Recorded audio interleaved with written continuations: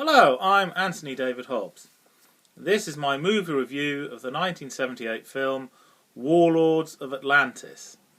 And, well, I'll start at the very beginning. I first saw the movie when I was 7 years old on TV, and I was blown away by it. I thought it was amazing, one of the most spectacular action-adventure films ever. Yeah, I thought it was great, yeah. You know, exploring the unknown. What on earth are they going to find next, you know? Then, years later, when I was 20...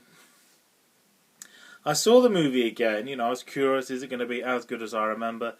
No, it wasn't. The special effects were abysmal, terrible. You know, I remember it looking so real, you know, really realistic monsters. It looked awful. Bad acting, bad script, just all very messy and gawky and awkward. And it ruined my memory of it. It was terrible.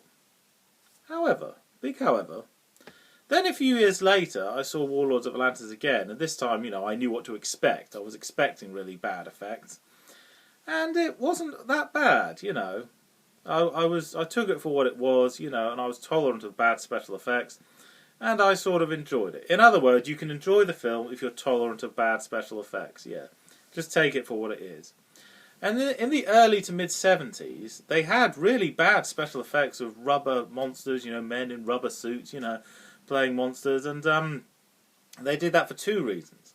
Because these films were on really small budgets, and secondly, because you could get away with it. People didn't complain, you know. Their expectations were not that high for the special effects.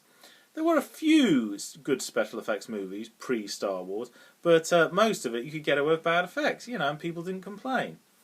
But when Star Wars came out, all that changed. Yes, people's expectations for the movies were much, much higher. They wanted better effects, yeah.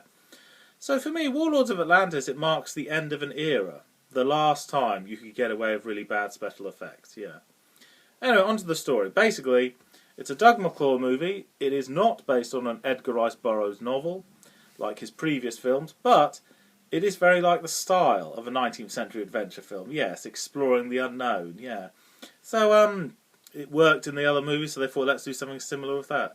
And it's very aquatic. We go in the water a lot because of the success of Jaws, yeah. And it's basically, they go in a diving